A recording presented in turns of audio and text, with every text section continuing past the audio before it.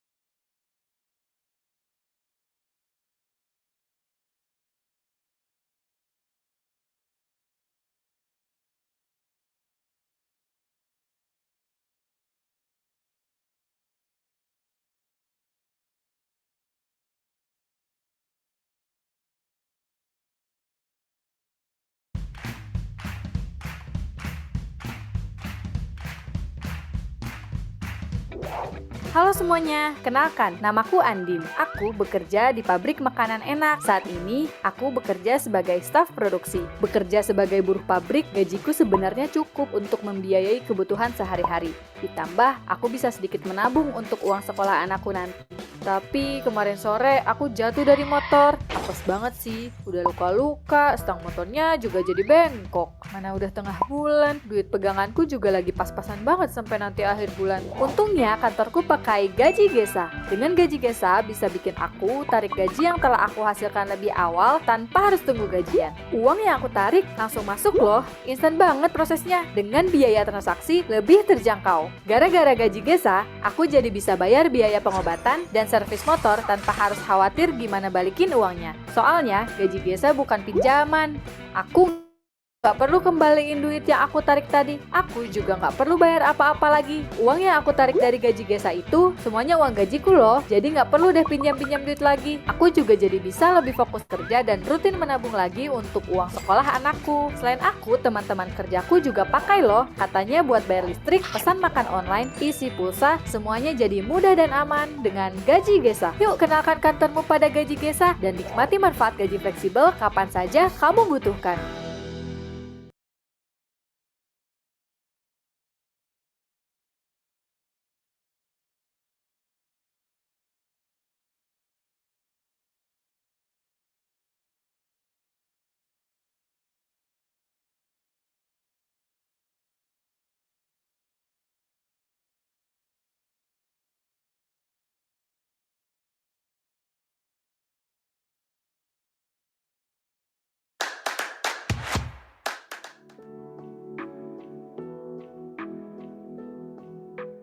Yang pertama tadi balik lagi, nggak ada lagi yang telepon-telepon pinjol, nggak ada drama-drama karyawan yang mau resign karena terdesak pinjaman apa segala macam, itu nggak ada lagi. Maksudnya untuk secara kalau mereka mencairkan BPJS itu kan jumlahnya besar banget, tapi kan kalau gaji biasa itu kan lebih bersifat ke harian, mingguan, itu mereka bisa akses anytime tuh lebih enak aja gitu. Dan aku mikirnya ini salah satu benefit yang bisa kita berikan gitu loh, membantu walaupun dalam skala kecil gitu.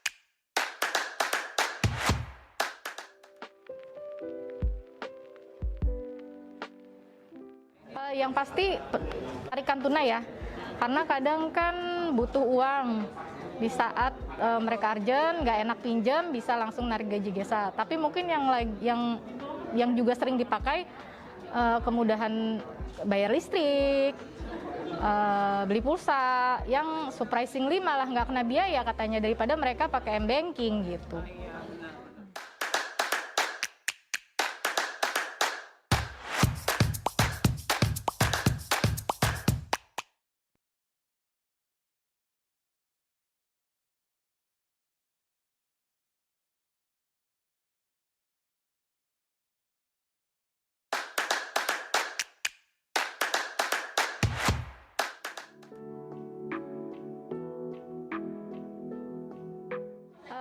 Nggak ribut-ribut lagi nanya, karyawan bisa pinjemin, kantor bisa pinjemin uang nggak gitu. Jadi dan mereka juga kan kadang gini, kalau minjem sama temen atau orang terdekat lah ya, atau berani bicara ke perusahaan tuh kan malu biasanya kalau nggak sangat-sangat terdesak. Tapi dengan gaji gesa kan mereka bisa langsung tanpa harus ngomong ke siapa-siapa, lebih privacy sih kalau menurutku.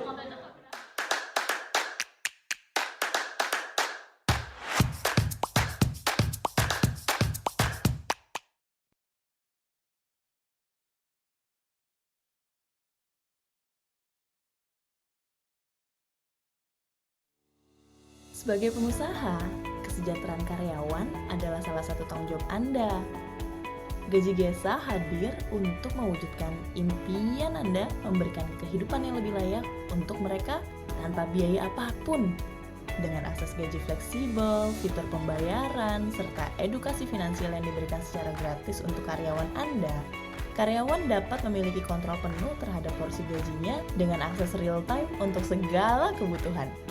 Ini adalah alternatif tepat untuk membuat karyawan lebih bahagia, meningkatkan produktivitas, dan membuat mereka loyal terhadap perusahaan. Jadilah perusahaan idaman karyawan dengan Gaji Gesa. Gaji Gesa, Employee Wellness Reimagined.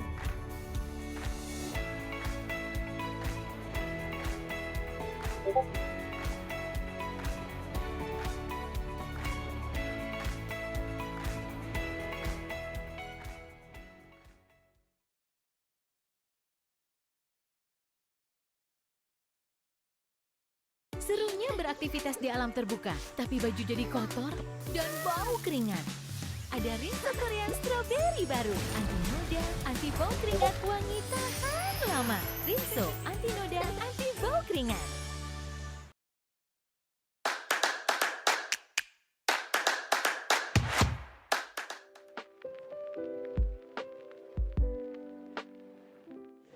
Sebenarnya ketemu Gaji Gesa nggak sengaja sih, karena pakai sistem HRIS yang kerjasama dengan Gaji Gesa. Kemudian pas banget ketemu Gaji Gesa, kondisinya lagi pandemi kan, dan kita nggak bisa support karyawan kita untuk beri pinjaman. Dan kebetulan lah datang si Gaji Gesa ini menginformasikan produk yang bisa saya pakai buat membantu karyawan secara tidak langsung. Perusahaan tidak perlu mengeluarkan uang, tapi karyawan bisa terbantu. Jadi solusinya datang pada saat yang tepat.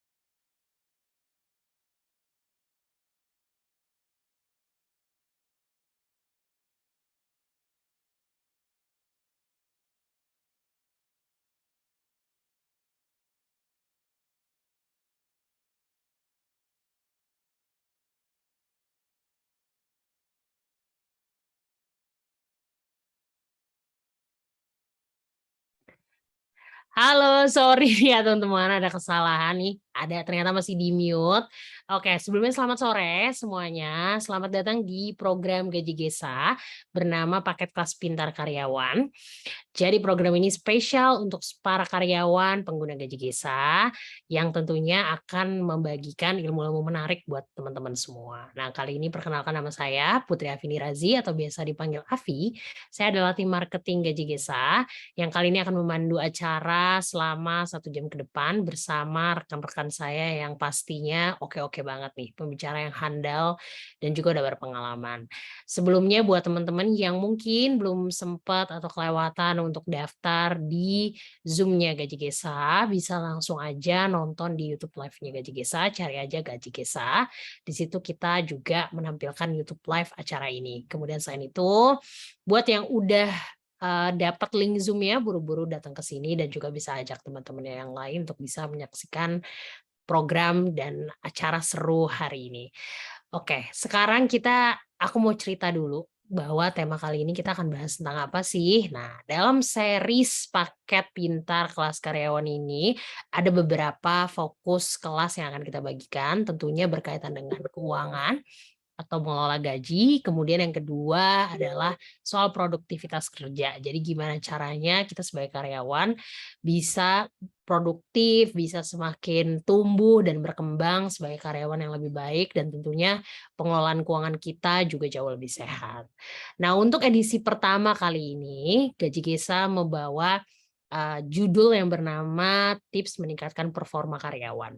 Nah, tapi tentunya untuk tips-tips tersebut akan dibagikan ceritanya oleh para para spesialis atau HR yang memang berfokus pada performance, culture, maupun development dari, karyawan. Jadi di sini sebagai karyawan kita bisa mendapat transparansi dan informasi nih, gimana sih cara kita meningkatkan produktivitas kerja, performa kerja, dari HR-nya langsung. Kali ini aku ngebawa 2 orang teman yang tentunya pastinya udah berpengalaman dan berkecimpung lama nih ya di industri HR itu sendiri. Yang pertama adalah Aprilia Mentari Putri, salah satu performance and culture lead di Karsam Indonesia. Dia adalah lulusan BINUS tahun 2016 jurusan psikologi, memilih berkarir sebagai praktisi HR. Saat ini bekerja di multinational company bernama Karsam Indonesia sebagai performance and culture lead. Kemudian Mentari ini juga memiliki pengalaman 7 tahun di bidang HR, mulai dari organization development, performance, culture, hingga engagement. Beliau juga sudah memiliki sertifikasi CHRP. Nah, nanti mungkin Mbak Mentari bisa menceritakan lebih nih CHRP itu apa sih gitu ya. Terus karir beliau dimulai di sebuah perusahaan MNC IT, IBM, dan pada akhirnya beliau memilih berkarir di perusahaan startup yaitu Karsam Indonesia. Kemudian ada teman saya satu lagi namanya Alita Dantri. Beliau adalah Senior Associate People Development and Performance Pinhome. Nah, si Alita nih teman kita adalah seorang HR practitioner yang memiliki pengalaman menjalankan sistem evaluasi performa karyawan, khususnya pada perusahaan startup. Ia juga telah memperluas wawasannya di bidang job evaluation, remunerations, dan juga budaya melalui pengalaman di perusahaan manajemen consulting. Nah, jadi ini 2 orang ini udah expert banget nih di bagian performance, terus ya produktivitas kerja, development. Nah, kita bisa banyak dapat perspektif dari kakak-kakak cantik kali ini ya. Nah, yang pertama tentunya kita bisa kasih kesempatan untuk Mbak Alita Dantri untuk berprestasi nih ya, untuk menceritakan tips-tipsnya, pengalamannya mengenai performa kerja. Kepada Mbak Alita Dantri kami persilakan. Oke, selamat sore semuanya. Thank you Mbak Afi buat perkenalannya yang sudah sangat komprehensif gitu ya. Mungkin aku boleh minta bantuannya Mbak Tasya buat share screen-nya.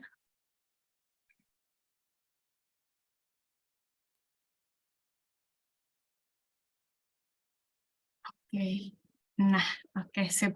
Udah kelihatan ya dari judulnya hari ini fokus kita akan merefleksikan apakah kita sudah siap gitu ya untuk menjadi motivated dalam bekerja. Boleh langsung ke next slide. Mungkin sedikit perkenalan dulu gitu ya, seperti yang tadi udah disampaikan, nama aku Alita Dantri, bisa dipanggil Alita. Mulai dari tahun 2020 udah coba di dunia performance gitu ya, HR performance lewat startup Happy Fresh. Tapi di tahun 2021 aku memutusin buat belajar, memperluas knowledge aku sebagai analis di sebuah consulting juga gitu ya. Dan akhirnya di 2022 memutuskan buat balik lagi jadi practitioner di bidang performance di Pinhome sampai saat ini. Oke, next-nya.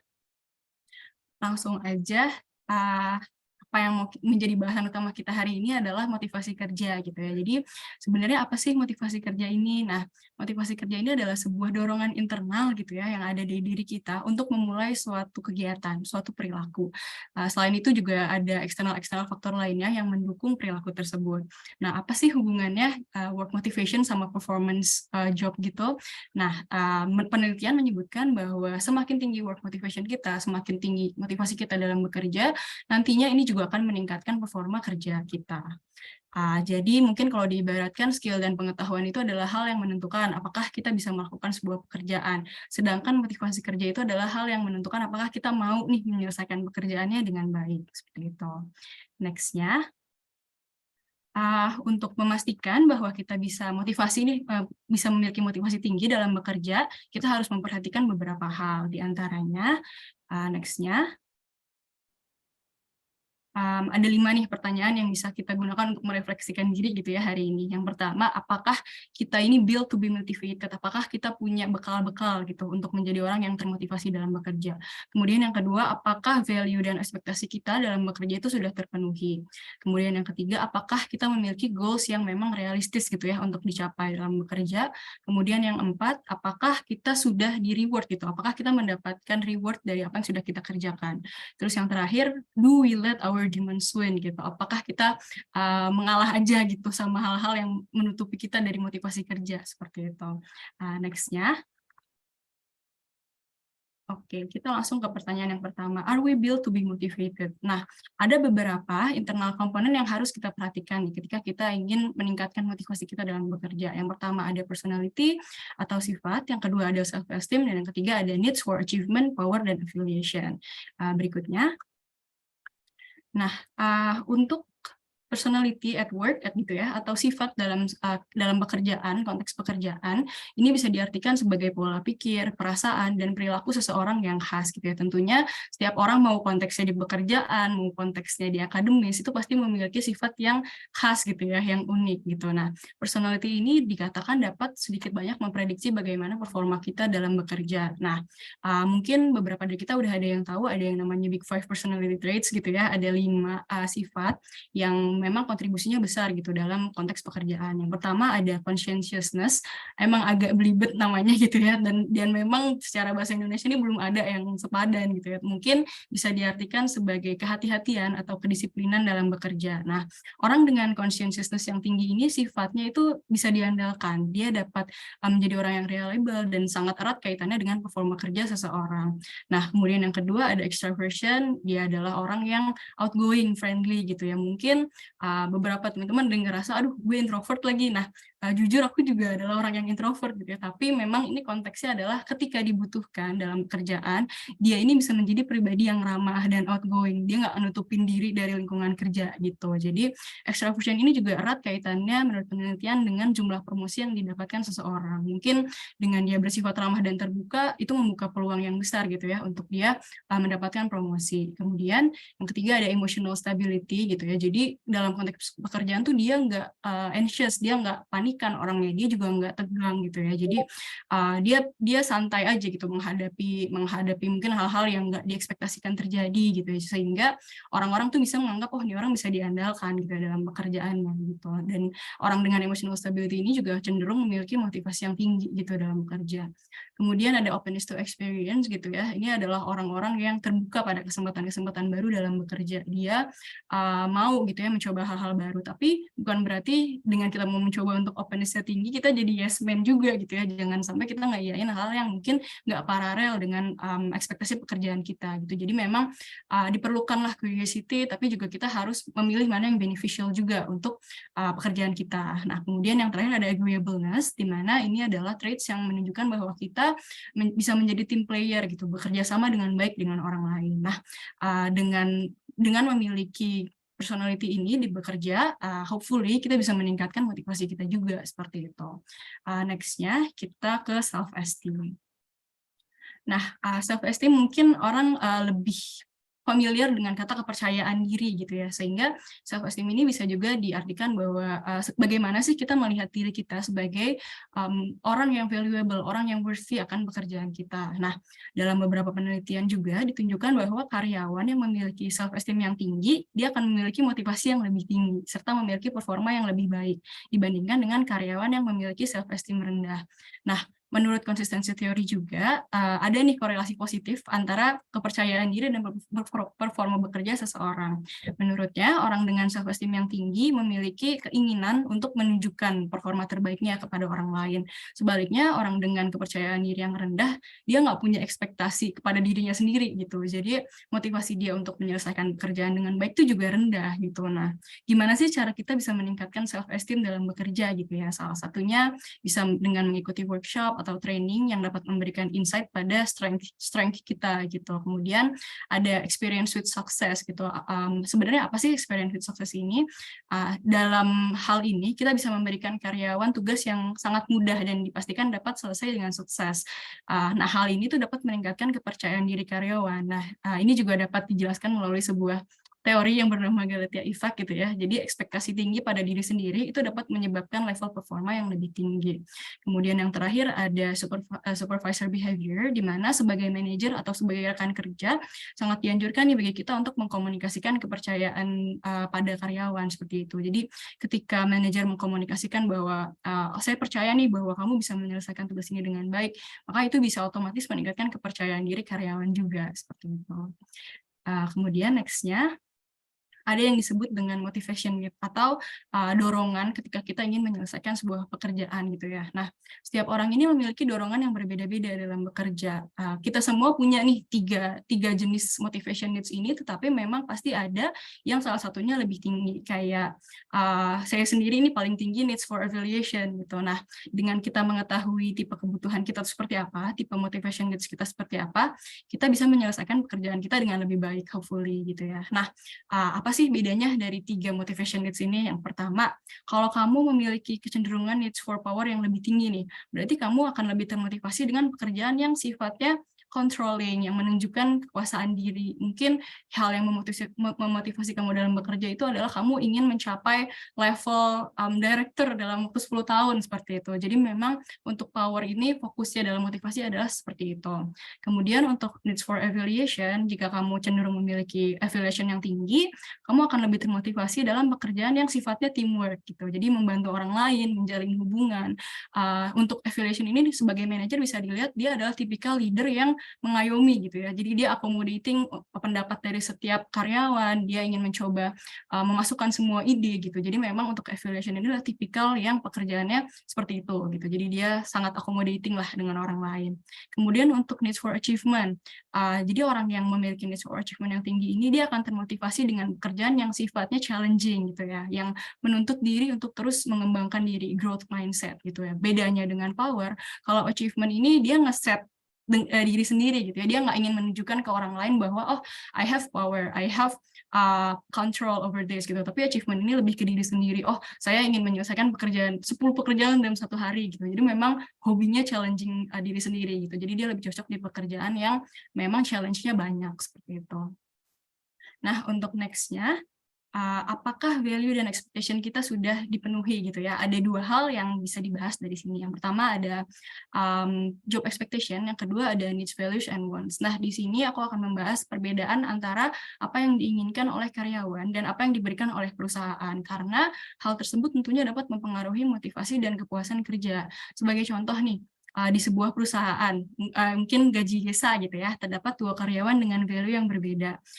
Di mana Gaji Gesa ini menerapkan, sebagai contoh aja gitu ya, budaya kerja Senin sampai Jumat, jam 8 sampai jam 4 sore. Aku, Alita ini memiliki value finansial, sedangkan Batari gitu ya, memiliki value fleksibilitas dalam bekerja.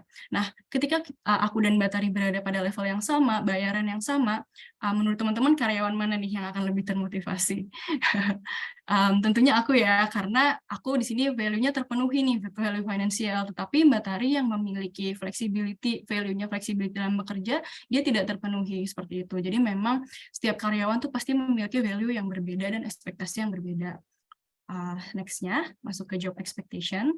Nah, job expectation ini sendiri adalah mungkin diskrepensi atau perbedaan antara apa yang di-expect oleh karyawan dari pekerjaannya, gimana pekerjaan ini harapannya seperti apa, dan realita dari pekerjaannya itu seperti apa. Yang tentunya dia akan berimpact langsung gitu ya, ke motivasi dan ke kepuasannya. Sebagai contoh nih, pada saat proses rekrutmen gitu ya, mungkin recruiter atau user menjanjikan bahwa perusahaan A ini adalah tempat yang sangat fun gitu ya, dan sangat kekeluargaan, kita memberikan unlimited potential untuk pengembangan diri. Tapi ternyata setelah diterima, setelah menjalankan beberapa bulan, karyawan ini ngerasa kenyataannya, oh kok gue nggak ngerasain hal itu ya, gue nggak ngerasa fun, gue nggak ngerasa ada gue diberikan kesempatan untuk meningkatkan diri. Nah, hal ini tentu dapat memicu turunnya motivasi diri dari karyawan. Nah, penelitian juga menunjukkan bahwa karyawan itu in reality dia membandingkan apa yang sebenarnya dijanjikan di awal sama apa yang benar-benar dia rasakan setelah dia bekerja. Ketika yang diberikan tidak sesuai dengan yang dijanjikan, maka dia akan merasa motivasinya tuh menurun gitu. Mungkin hal ini juga penting ya untuk diperhatikan bagi recruiter atau user yang ingin mencari kandidat, supaya nggak overselling juga, supaya nggak ngasih janji-janji palsu gitu ya, ngobrol janji ke kandidat. Karena takutnya in the long run yang akan rugi juga company itu sendiri gitu ya, karena karyawannya low motivated, jadinya turnover rate juga tinggi seperti itu. Jadi memang aku pun paham gitu ya, kita pengen selling, kita pengen dapat karyawan yang kualitasnya bagus, tapi balik lagi it's not good to oversell juga gitu, karena takutnya kita nggak bisa memenuhi ekspektasi si karyawan tersebut. Oke, next-nya.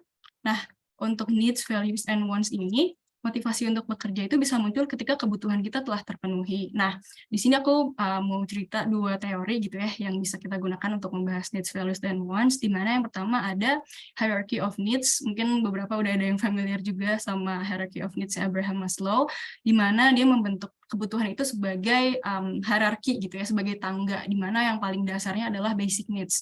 Mungkin disederhanakan menjadi sandang, pangan, papan gitu ya. Jadi ketika kita sudah terpenuhi nih sandang, pangan, papannya oleh pekerjaan kita, maka motivasi kita muncul gitu untuk bekerja. Oh oke, udah ada makanan, udah ada pangan, udah papan, berarti saatnya kita untuk bekerja dengan baik, seperti itu. Kemudian next-nya ada safety needs, kebutuhan akan keamanan gitu ya, baik secara mental, baik secara fisikal. Mungkin sebagai contoh, kita bekerja di field yang cukup dangerous gitu ya, di pertambangan gitu. Nah, ketika kantor menyiapkan safety yang bagus dan mungkin secara mentally ada program konsultasi psikologi seperti itu, dan environment pekerjaannya nggak toxic. Nah, di situ kita bisa meningkatkan motivasi kita untuk bekerja seperti itu. Kemudian ada kebutuhan sosial mungkin ya, di mana di sini kita butuh untuk bersosialisasi, butuh untuk kesempatan bekerja dengan orang lain, menjalin pertemanan dengan rekan kerja. Dari situ kita bisa memunculkan motivasi juga gitu untuk bekerja, karena di kantor ini nih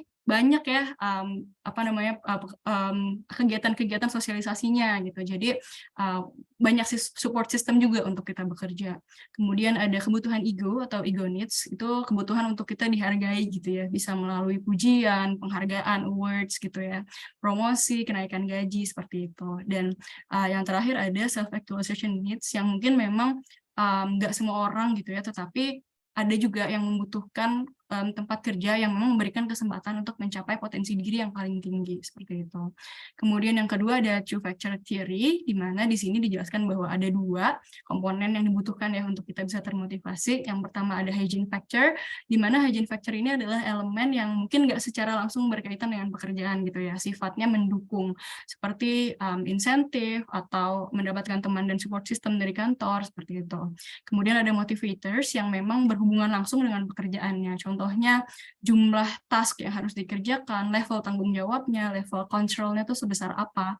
Nah, ketika 2 factor ini hadir secara bersamaan, maka karyawan itu bisa termotivasi gitu ya, motivasinya tinggi. Tetapi kalau misalkan hanya ada motivator tapi nggak ada hygiene factor-nya, hanya ada pekerjaannya nih tapi nggak ada support system-nya, di situ dia akan merasa low motivation-nya karena dia ngerasa nggak ada purpose-nya nih dia ngerjain hal itu gitu.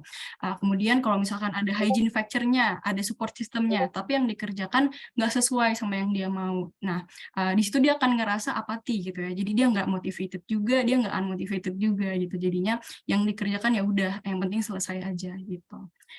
Next-nya, pertanyaan ketiga nih, apakah kita memiliki goals yang achievable, realistic gitu ya untuk dicapai? Nah, untuk sebuah goal mencapai achievable itu kita perlu tahu secara jelas apa yang harus kita kerjakan gitu, sehingga kita juga nggak bingung nih bagaimana sih kita mengerjakan pekerjaan itu. Nah, kita bisa pakai 2 metode. Yang pertama ada VQTQ gitu ya, mungkin agak belibet. Itu mungkin akronim dari verb, quantity, time, dan quality. Nah, VQTQ ini mungkin kalau dijelaskan lebih lanjut, verb sendiri adalah menggunakan kata kerja gitu ya. Jadi ketika kita membuat goals, akan lebih baik jika kita menggunakan kata kerja, sehingga kita juga aware apa yang harus dikerjakan gitu dari goals tersebut. Kemudian ada quantity, jika memang goals kita adalah bentuknya jumlah. Misalkan kita harus menjual sekian produk, kita harus mencapai sekian user gitu. Jadi memang kuantitasnya itu disebutkan gitu. Kemudian ada time, mungkin deadline, time frame gitu ya. Yang ini sangat penting karena time itu dibutuhkan sebagai memunculkan sense of urgency gitu. Jadi ketika kita punya goal tapi nggak ada timeline-nya, tapi nggak ada deadline-nya, kita tuh pasti lebih kayak menunda-nunda gitu ya. Ya udahlah, nggak ada deadline-nya ini, nggak ada urgensinya gitu. Kemudian yang terakhir ada quality. Jadi ini mungkin kebalikannya quantity yang bentuknya angka, quality ini sifatnya mungkin lebih kayak mungkin sesuai dengan guideline, sesuai dengan standar yang berlaku, customer satisfaction. Jadi bentuknya lebih kayak quality gitu. Nah, kemudian metode yang kedua ada SMART. Mungkin beberapa udah ada yang familiar juga gitu ya, akronim dari specific, measurable, achievable, relevant, dan time bound. Di mana specific ini adalah ketika kita membuat goal, jangan sampai itu tuh terlalu luas atau terlalu vague gitu ya. Jadi kita juga nggak tahu apa yang harus dicapai. Misalkan ya tadi ada goalsnya adalah mendapatkan kepuasan pelanggan. Tapi kita nggak tahu nih kepuasan itu adalah apakah dari service-nya, apakah dari produknya gitu. Jadi memang ketika membuat goals itu lebih spesifik, lebih baik gitu. Kemudian ada measurable di mana goals itu harus bisa diukur. Untuk apa? Jadi saat kita menentukan goal di awal dan saat evaluasi ini bisa terlihat sudah sejauh mana sih pencapaiannya, apakah tercapai semua, pengukurannya seperti apa gitu. Kemudian ada achievable, di mana goal yang ditentukan ini harus aspirational gitu ya, harus berbeda dengan yang sudah dicapai sebelumnya, tetapi juga tetap realistik untuk dicapai. Kenapa? Karena ketika kita nge-set goal yang terlalu di luar ekspektasi, yang nggak mungkin tercapai, orang-orang tuh akan merasa helpless duluan gitu. Jadi kayak, oh ya udahlah, toh nggak bakal kecapai nih goal ini dalam 3 bulan, dalam 1 quarter tuh nggak akan tercapai. Jadinya dia nggak mau berusaha, jadinya motivasinya rendah gitu. That's why kita harus nge-set goal yang achievable. Kemudian ada relevan, di mana goal ini harus sesuai gitu dengan background knowledge orangnya. Jadi misalkan aku HR, tapi aku dikasih goal sales gitu. Jadinya aku kan nggak tahu harus apa gitu ya, jadi memang harus relevan dengan pekerjaannya masing-masing. Kemudian ada time bound, sama seperti yang tadi gitu ya, setiap goals ada deadline-nya sehingga memunculkan sense of urgency gitu. Oke, next-nya untuk pertanyaan yang keempat. Apakah kita di reward gitu ya. Nah, salah satu strategi penting yang dapat dilakukan untuk meningkatkan motivasi karyawan adalah dengan adanya insentif. Hal ini tentu sesuai dengan, mungkin ada yang familiar juga dengan teori psikologi yang namanya operant conditioning. Dia menekankan cara-cara mempertahankan perilaku atau di sini motivasi yang diinginkan dengan cara memberikan reward atau insentif dan menghilangkan perilaku yang tidak diinginkan melalui punishment. Nah, untuk bagian ini ada 3 hal nih yang mau aku bahas. Yang pertama ada timing, ada contingency, dan ada type.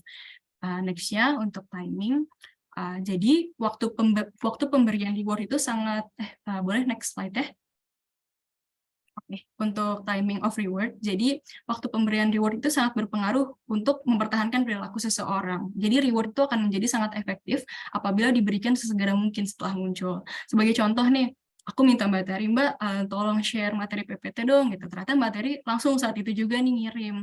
Dan di situ aku langsung bilang kayak, oh thank you ya Mbak, udah gercep banget ngasihnya, thank you for your swift response gitu. Nah, hal ini kemungkinan besar dapat meningkatkan pengulangan perilaku Mbak Tari ke depannya gitu. Jadi mungkin Mbak Tari ketika dibutuhkan dia akan selalu gercep karena di situ dia mendapat pujian langsung gitu. Jadi ketika kita memberikan reward secara langsung, kemungkinan perilaku tersebut bertahan itu akan lebih besar gitu. Kemudian next-nya ada contingency. Jadi ketika kita memberikan reward atau punishment gitu ya kepada karyawan, kepada seseorang, kita harus dengan jelas, orang tersebut harus dengan jelas memahami perilaku apa sih yang sebenarnya sedang diberikan konsekuensi. Sebagai contoh nih, ketika bawahan kita memberikan laporan yang bagus dan komprehensif, terus juga tepat waktu, bagus banget gitu ya. Terus kita ngasih pujian, good work gitu, atau good job, tanpa menekankan apa yang sudah baik. Bisa aja karyawan itu tuh bingung, sebenarnya yang udah baik itu apa. Walaupun memang memberi pujian itu juga udah bagus gitu ya, kita udah ngasih good job itu juga udah bagus, tapi akan lebih baik kalau kita bilang kayak, oh thank you ya udah ngasih ini dengan komprehensif dan juga tepat waktu, I very appreciate it gitu. Jadi karyawan itu juga tahu, oh oke, yang di appraise dari sini adalah comprehensiveness-nya, tepat waktunya gitu, dan kedepannya dia akan bisa mengulangi hal tersebut lagi gitu. Kemudian yang terakhir ada tipe dari insentifnya, baik lagi karena tiap karyawan memiliki value yang berbeda, keinginan yang berbeda gitu ya.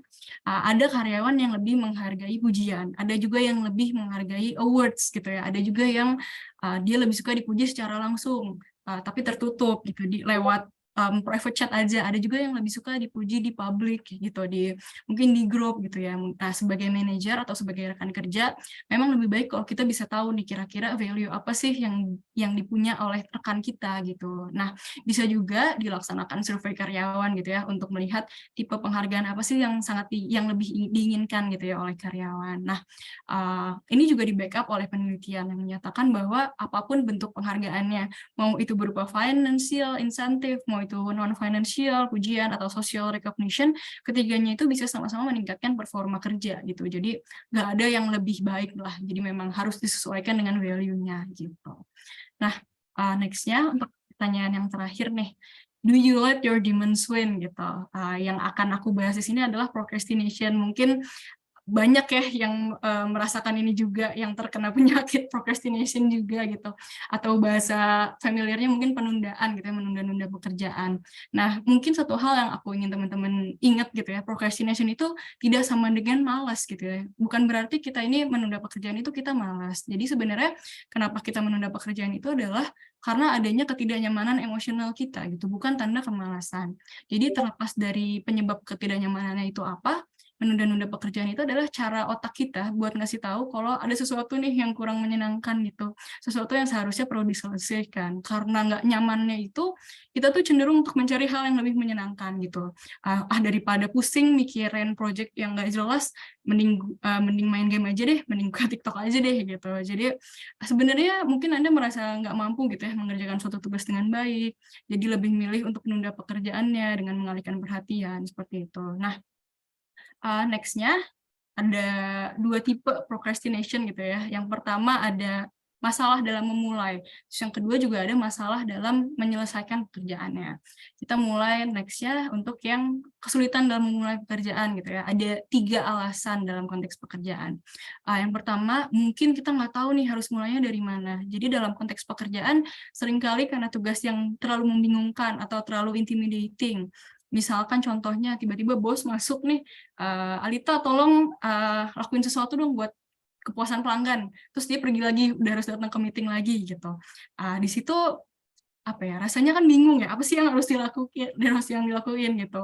Mungkin jadinya ya udah daripada nggak ngerti harus ngerjain apa, aku lebih milih buat ngerjain business as usual aja, hal yang memang jadi pekerjaan aku sehari-hari aja, dan mengesampingkan project yang tadi. Hal ini bisa memunculkan false sense of ini ya, productivity gitu. Jadi justifikasi, oh ya udahlah yang penting ada yang aku kerjain nih gitu.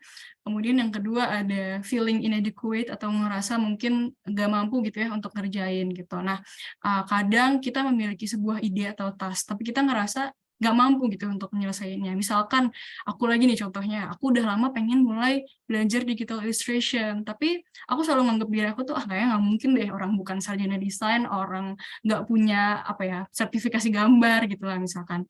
Nah, ini tuh mungkin bisa disebut juga dengan imposter syndrome gitu ya. Jadi kita ngerasa diri kita ini nggak bisa gitu, padahal ini tuh adalah opini gitu ya, bukan fakta. Ini adalah opini kita untuk diri kita sendiri, yang sebenarnya kita nggak akan tahu juga kan ketika kita belum mengerjakan pekerjaannya gitu. Jadi itu untuk yang kedua. Yang ketiganya ada mungkin memang kita nggak pengen ngerjain itu dari awal gitu.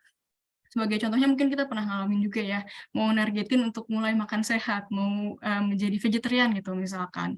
Pada kenyataannya sebenarnya nggak suka makan salad gitu, tapi harus dipaksain makan salad. Karena memang dari awal, jadinya kita menunda gitu ya untuk makan salad. Padahal karena memang dari awal yang pengen kita makan tuh sebenarnya burger gitu, nggak mau saladnya gitu. Nah, sama halnya dengan kerjaan, dan alasannya pun beragam gitu ya. Mungkin ketika kita diminta untuk bikin laporan, kita ngerasa, ya udahlah Indian nggak bakal ada yang baca laporannya, atau mungkin nggak ada kontribusinya dalam pengembangan diri atau organisasi gitu. Jadi kita ngerasa itu useless gitu. Itu juga bisa menjadi alasan penundaan pekerjaannya. Kemudian yang kedua, next-nya, kesulitan untuk menyelesaikan sebuah pekerjaan. Yang ini penyebabnya mungkin dari rasa takut gitu ya. Kita takut orang-orang nilai pekerjaan kita itu jelek. Kita takut merasa ini tuh salah gitu, pekerjaan kita tuh salah. Takutnya orang lain ngerasa seperti itu. Jadinya kita nyari-nyari jalan nih buat ya udah deh nggak usah kita mundurin aja deadline-nya, kita nggak usah selesain seperti itu. Mungkin ada juga yang pernah dengar istilah skripsi yang baik itu adalah skripsi yang selesai gitu ya. Nah gitu pun dengan pekerjaan, kadang kita tuh nggak sadar kalau kita tuh jadi sangat perfeksionis gitu ya sama pekerjaan kita. Jadi fokus kita tuh bergeser dari yang seharusnya yang penting kerjaannya selesai dengan baik, jadi membuat pekerjaan yang sempurna. Padahal sebenarnya mau sesempurna apapun pekerjaan kita, ruang untuk kesalahan itu kan akan selalu ada ya gitu, mau sekeras apapun kita berusaha.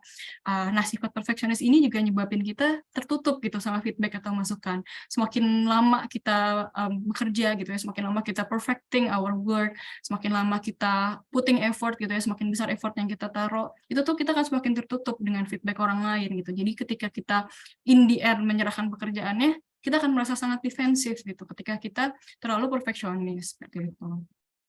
Kemudian next-nya, apa sih yang harus kita lakukan gitu ya untuk bisa berhenti procrastinating dengan alasan-alasan yang tadi. Yang pertama, kalau kita ngerasa takut, kalau kita fearful gitu ya sama pekerjaan kita, hal yang bisa dilakukan adalah kita mungkin bisa start showing small pieces of work gitu ya ke rekan kerja yang mungkin memang akrab gitu atau ke teman kita. Ketika memang kira-kira udah 80% selesai lah.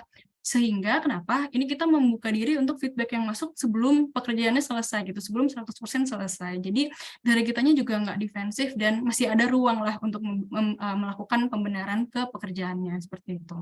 Kemudian yang kedua, kita bisa mengubah monolog diri dari I need to be perfect dalam sebuah pekerjaan menjadi saya adalah orang yang sedang mempelajari X. Karena hal yang aku sadarin pun selama bekerja, mau apapun posisinya, mau setinggi apapun, kita akan selalu menemui hal-hal baru gitu ya dalam pekerjaan gitu. Even dari manajer naik ke leader misalkan, menjadi leader pun itu adalah hal yang baru gitu kan untuk seorang manajer itu. Jadi don't be afraid untuk salah juga, dan kita nggak harus langsung perfect gitu dalam sebuah pekerjaan gitu.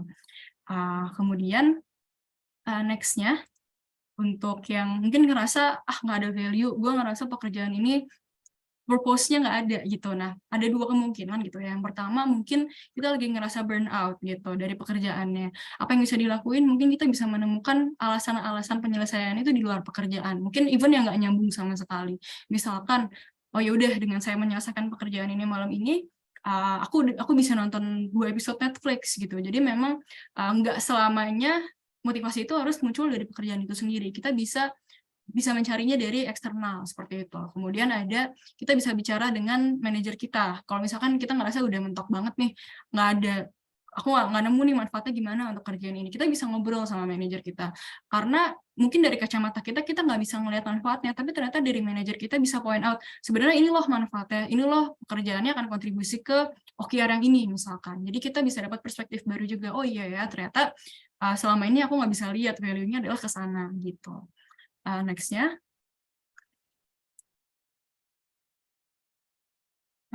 yang feel inadequate. Next-nya lagi. Oke. Yang tadi sebelumnya yang inadequate. Nah ini, oke. Mungkin ketika kita ngerasa nggak bisa untuk menyelesaikan, yang kita butuhkan adalah confidence boost gitu ya. Kita perlu mungkin ngobrol sama manajer atau sama teman kita, cerita gitu apa yang kita rasain. Dan sebagai manajer atau sebagai rekan, kita bisa membantu mereka untuk pede aja lagi, kenapa nggak cobain aja gitu. Jadi yang kita butuhkan adalah confidence boost juga gitu. Dan mungkin juga pilihan terakhirnya adalah apakah kita harus reflecting, apakah mungkin yang toksik ini adalah lingkungannya gitu, yang membuat kita ngerasa pekerjaan kita nggak pernah cukup, yang bikin kita ngerasa kita nggak mampu gitu untuk menyelesaikannya gitu. Kemudian next-nya, ketika kita ngerasa task-nya itu terlalu unclear gitu ya, terlalu broad kayak yang tadi. Mungkin bisa menjadi intimidating buat memastikan lagi, cuman memang the only way adalah kita minta clarification ke orang yang meminta kita melaksanakan tugas tersebut. Ini juga aku learn the hard way gitu ya, sebelumnya aku pernah ngalamin, aku kerjain aja karena takut untuk nanya gitu, karena takut dijudge, nggak merhatiin atau apa. Tapi ternyata in the end, pekerjaan aku itu salah, dan malah dibilang kayak kalau nggak tahu tuh tanya aja lagi gitu. Dari situ aku belajar untuk terus nanya mau sesederhana apapun pekerjaannya, seperti itu. Next-nya yang terakhir, ketika kita ngerasa pekerjaan kita terlalu overwhelming atau kewalahan gitu ya, yang bisa kita lakukan adalah breaking it down menjadi smaller task gitu. Misalkan proyeknya sangat besar gitu ya, dan kita jadi ngerasa kewalahan, aduh gimana ya nyelesainnya sebesar ini. Nah, yang aku lakukan itu biasanya adalah breaking it down gitu, dan kita bagi menjadi beberapa hari dan minggu gitu ya untuk mini deadlines-nya gitu. Nah, hal yang aku biasakan untuk kerjakan juga adalah aku menulis to-do list gitu ya, untuk besoknya akan ngapain aja. Biasanya aku ngelakuin di malam hari, bisa juga di pagi hari gitu ya sebelum kita mulai pekerjaannya. Dengan menulis to-do list ini, malam harinya besoknya aku bangun dengan purpose gitu. Oh, oke, hari ini yang akan dikerjakan tuh ini gitu. Jadi kita nggak bangun tuh bingung apa yang harus dikerjain, nah, akhirnya nunda lagi gitu. Nah, yang perlu diperhatikan juga ketika kita bikin to-do list, nggak perlu terlalu detail dan banyak gitu ya. Kita masukin semua yang dikerjain banyak banget per hari itu, karena itu juga nanti ujung-ujungnya bakal overwhelming kita juga kalau terlalu banyak gitu. Jadi memang secara proporsional aja lah, mungkin beberapa task saja yang bisa dikerjakan di hari tersebut gitu. Next-nya. Nah, all in all yang perlu dilakukan adalah mendengarkan apa sih sebenarnya penyebab dari kita nggak motivated tuh apa? Apa sih sebenarnya penyebab kita menunda-nunda pekerjaan itu apa? Karena in the end kita tuh bukan males gitu ya, cuman kita nggak tahu aja apa sih yang bikin kita nggak nyaman gitu. Jadi memang jalan terbaiknya adalah dicari tahu gitu, supaya kita bisa berhenti menunda-nunda dan meningkatkan motivasi kita gitu. Oke, slide yang terakhir. Terima kasih buat kesempatannya hari ini. If you want to connect with me, feel free. LinkedIn-ku sesuai namanya Alita Dantri, dan reach out di email juga boleh di altri@gmail.com gitu. Thank you. Tuh Mbak Vi lagi, silahkan. Oke, terima kasih banyak Alita. Tadi perspektifnya dari karyawan soal motivasi ya. Jadi gimana caranya kita bisa mengenal diri kita sebagai karyawan, kita tipe pekerja yang seperti apa, kemudian apa yang membuat kita termotivasi, lalu kemudian hal lain adalah, gimana caranya kita menyelesaikan masalah-masalah di dalam diri, yang juga sesuai sama objektif kita, tapi juga tidak mengganggu pekerjaan kita itu sendiri ya. Jadi pekerjaannya dapat, goals-nya realistis, juga tidak mengganggu, kita sebagai personality kita dan merusak demotivasi kita gitu ya. Yang penting motivasi itu, tadi itu cukup menggambarkan banget sebagai karyawan, aku juga karyawan, sering juga merasa tidak termotivasi gitu ya. Cuman dengan tadi ada poin-poin yang coba dibagikan sama Alita untuk mengenal diri kita sendiri lewat menemukan motivasi tersebut, menurut aku itu cukup jelas dan membantu. Jadi buat teman-teman, yang pertama harus mengenali diri sendiri juga ya untuk kebutuhan bekerja. Tapi sebenarnya nggak ada masalah sih menurutku. Nanti mungkin kita akan bahas dan mendetail lagi terkait bagaimana membangun motivasi itu sendiri, kemudian menemukannya seperti apa dan perjalanannya bagaimana sih, kan biasanya lumayan menantang gitu ya untuk bisa menemukan hal tersebut. Apakah boleh juga kita kerja business as usual atau sebenarnya justru kita harus menemukan motivasi dan diri kita sendiri. Nah, itu nanti kita bisa tanya lebih dalam setelah sesi berikutnya. Kemudian teman-teman, sebelum masuk ke pembicara berikutnya nih, aku mau sharing sedikit buat seluruh pengguna Gaji Gesa, para karyawan yang tadi juga udah dijelasin juga nih salah satu poin motivasi dari Alita, yaitu adalah basic needs. Nah, kita semua pasti punya kebutuhan untuk membeli, berbelanja, kebutuhan-kebutuhan sembako, kebutuhan utama gitu ya. Dengan penggunaan Gaji Gesa, kamu ada campaign gratis, bukan campaign gratis, sorry. Ada campaign untuk pembelian sembako dengan menggunakan voucher Alfamart dan Indomaret di aplikasi Gaji Gesa menggunakan gaji kamu. Jadi ini bukan pinjaman online, kamu bisa tarik gaji kamu untuk bisa bertransaksi di voucher Indomaret dan Alfamart milik di aplikasi Gaji Gesa. Kemudian kamu bisa mendapatkan cashback points sebesar total 30.000. Jadi total belanjanya harus Rp100.000. Nanti kamu akan dapat cashback point. Nah, poinnya ini juga bisa digunakan untuk kebutuhan-kebutuhan kamu yang lainnya, yang tentunya kebutuhan utama ya, dan urgency. Jadi bukan kebutuhan yang bersifat hanya konsumtif belaka, teman-teman. Terima kasih. Selanjutnya next, kita akan lanjut ke pembicara berikutnya. Ini dia adalah Mbak Aprila Mentari Putri, salah satu perwakilan dari Karsam nih. Boleh, silakan. Kepada Mbak Aprila Mentari dipersilakan untuk berbagi perspektifnya nih soal tips performa kerja. Silakan. Oke, halo semuanya, selamat sore. Aku ngeliat ini udah mau jam 5 ya, jam-jam merawan nih biasanya nih udah mulai mikir pulang-pulang kemana ya. Tapi teman-teman masih stay untuk discuss, mungkin aku bilangnya discuss kali ya gitu. Tadi kan udah sempat dijelasin nih sama Lita nih, detailnya tuh seperti apa sih, gimana sih caranya kita tuh nge-boost performance kita gitu. Nah, kalau dari aku mungkin sharingnya tuh lebih ke ketika kita udah melakukan banyak hal nih, terus kita stuck, apa sih yang harus kita lakukan? Nah, mungkin sebelum kita start ke sharing session-nya, mungkin boleh teman-teman diisi yang udah, jadi ini kayak survei dikit, aku pengen tahu dong dari teman-teman yang join itu sebenarnya teman-teman tahu nggak sih apa yang membuat teman-teman tuh ngerasa kinerjanya menurun? Itu boleh silakan diisi.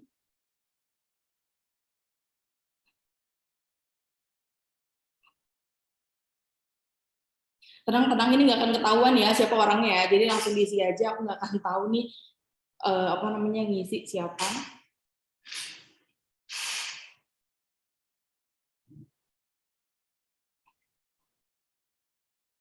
Tuntutan yang terlalu besar. Oke. Apa nih? Ini pada bingung apa ya, atau terlalu banyak atau gimana? Tugas dadakan dari atasan.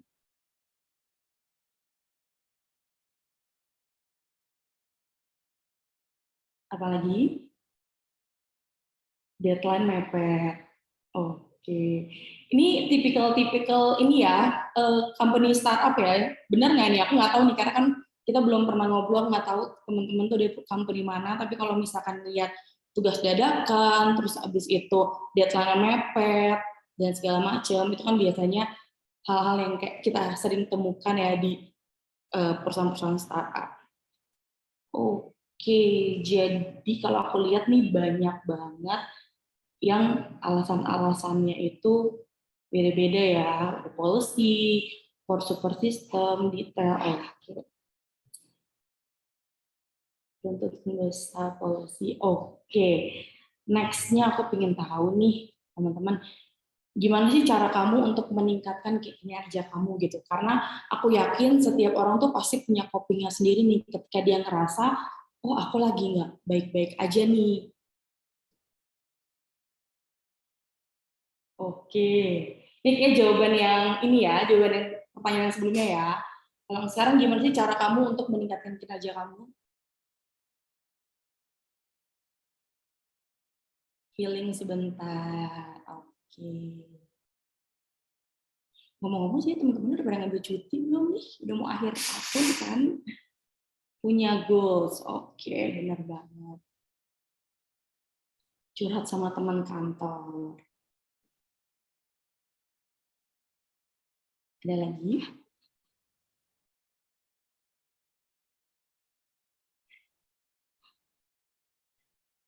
Cari suasana kerja baru.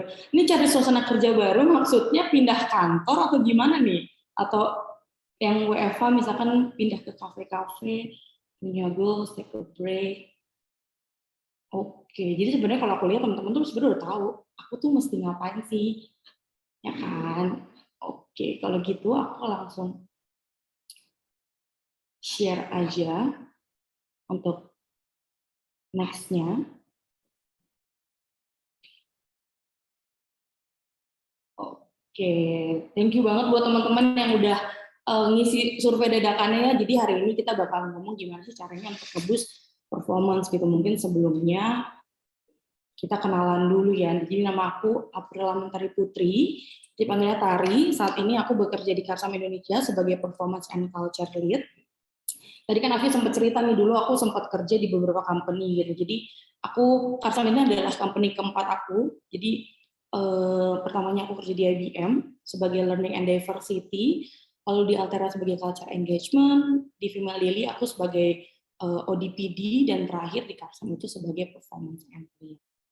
Nah kalau misalkan tadi nih yang aku ambil nih dari yang Lita udah sharing tuh sebenarnya adalah ketika kita lagi ngerasa down, kita harus cari tahu kenapa sih kita down, kenapa sih kok kinerja kita tuh menurun.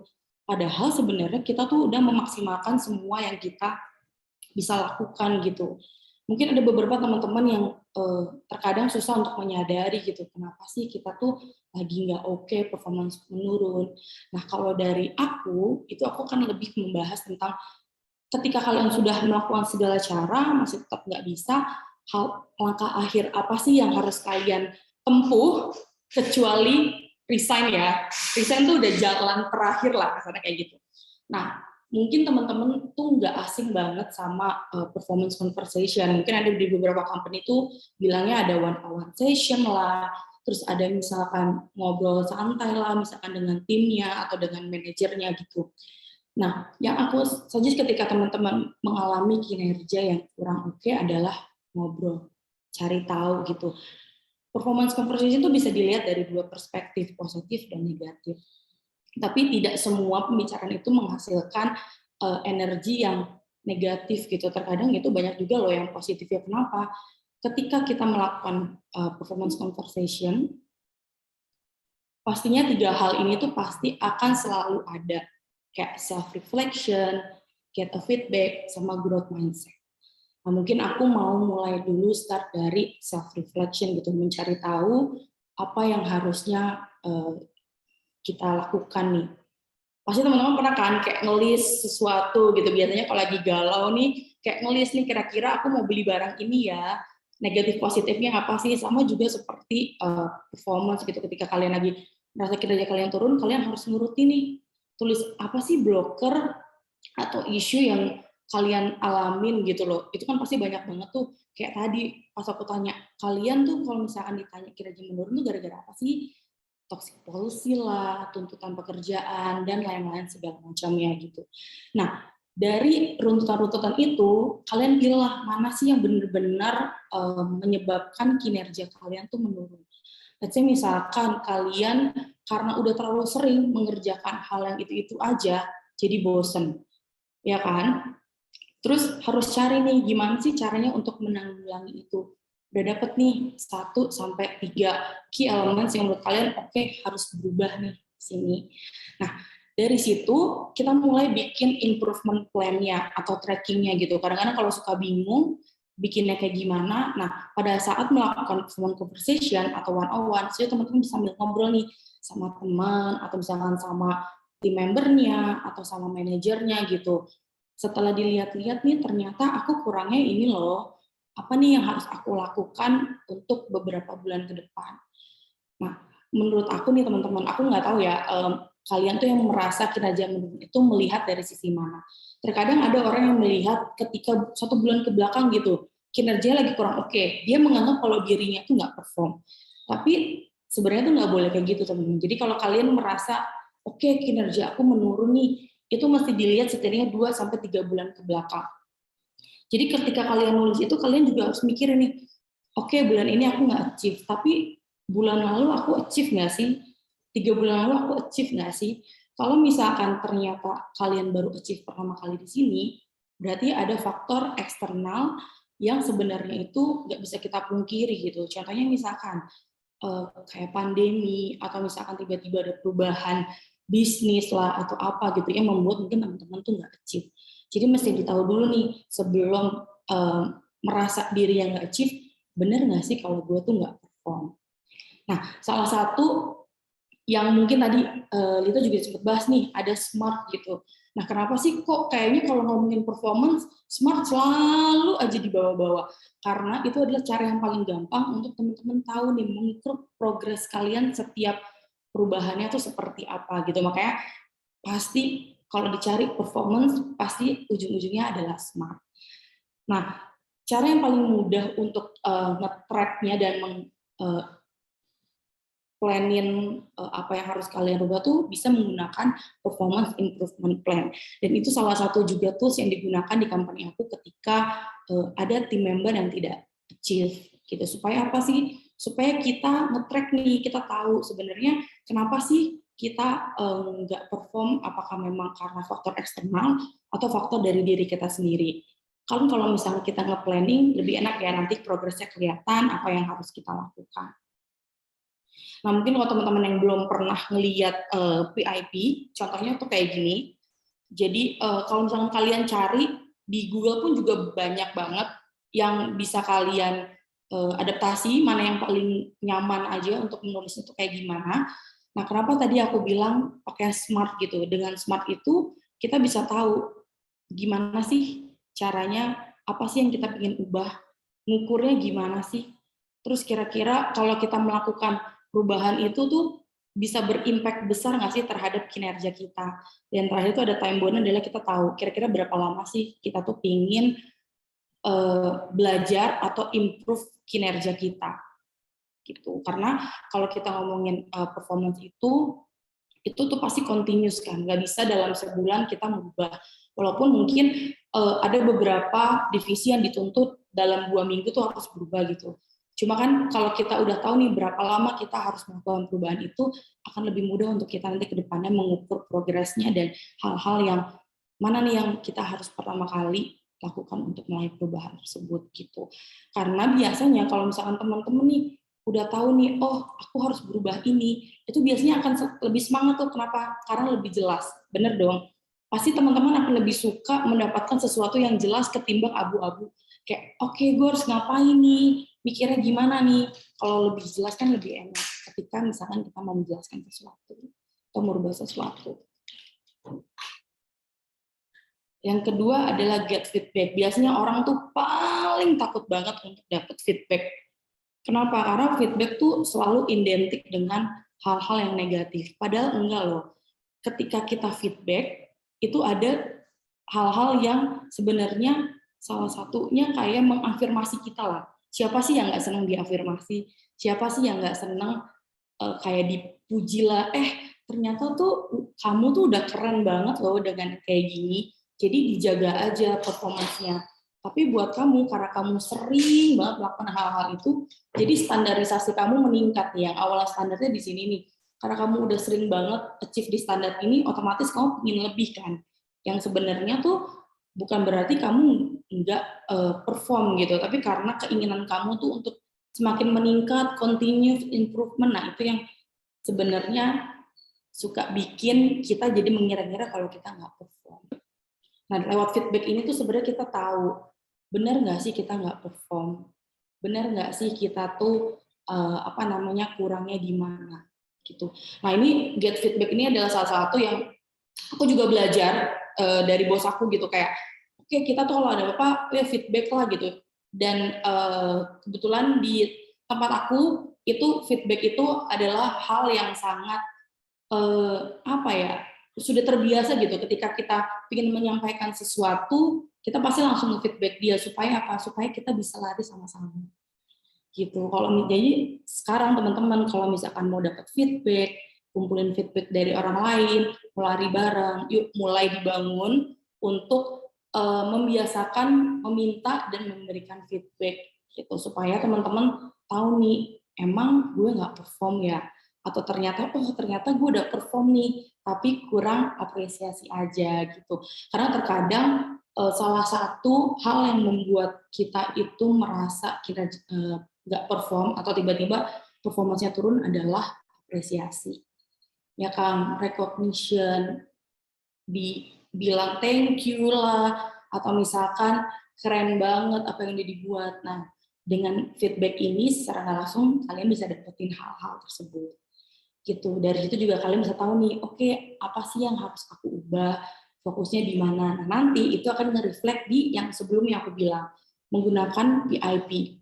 Jadi kalian pertama udah nulis dulu nih, oke, aku kurangnya ini. Oh, ternyata ketika melakukan performance conversation, dapat feedback, ternyata yang aku tulis benar loh. Atau jangan-jangan yang kalian tulis itu ada ternyata cuma persepsi kalian aja. Karena udah jenuh nih dengan challenge yang itu-itu aja. Oke, dan yang terakhir itu adalah growth mindset. Ya kan, jadi biasanya tuh kalau misalnya kita udah nyaman banget dengan posisi yang ini tuh, dengan environment-nya, kerjaannya, itu biasanya otomatis pasti akan fix mindset kayak, udahlah segini dulu aja, ini udah oke kok. Kalau misalkan nanti tiba-tiba yang awalnya udah di-okein, terus suatu ketika itu lagi nggak oke, kalian akan merasa kalian tuh tidak perform. Padahal nggak boleh gitu loh, gitu. Ketika kita menemukan challenge baru, kita tetap harus reflect dulu nih.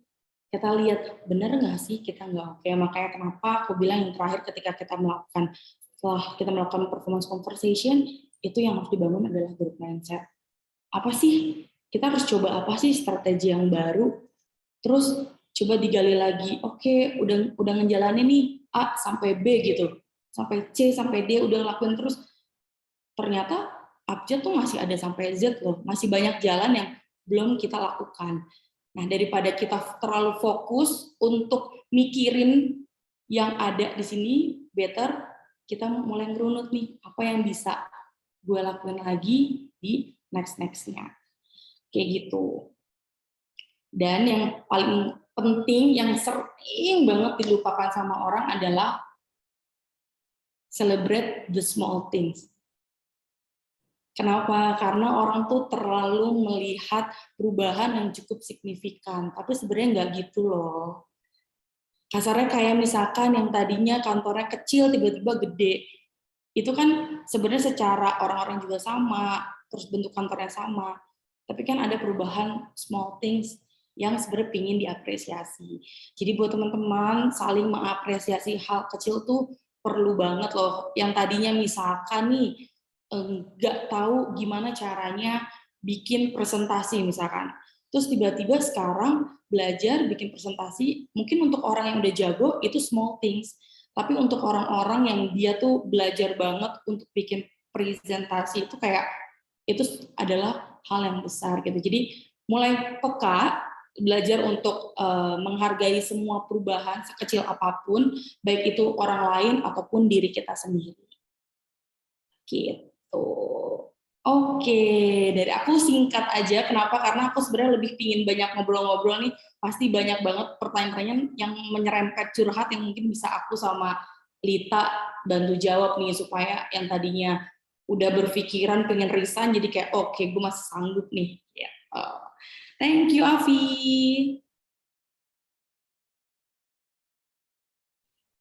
Masih di mute, Vi. Seperti biasa ya. Jadi tadi terima kasih buat Ari tadi udah menyampaikan dari perspektif yang berbeda gitu ya. Kalau tadi Alita lebih ke motivation, kalau Tari mungkin lebih kayak gimana caranya kita menyelesaikan problem-problem nih yang terjadi gitu untuk mengukur kinerja kita tuh seperti apa cara diukurnya. Kemudian ketika itu terjadi kendala, kira-kira bagaimana cara menyelesaikan itu agar tidak menempuh jalan terakhir ya, yaitu resign tadi ya.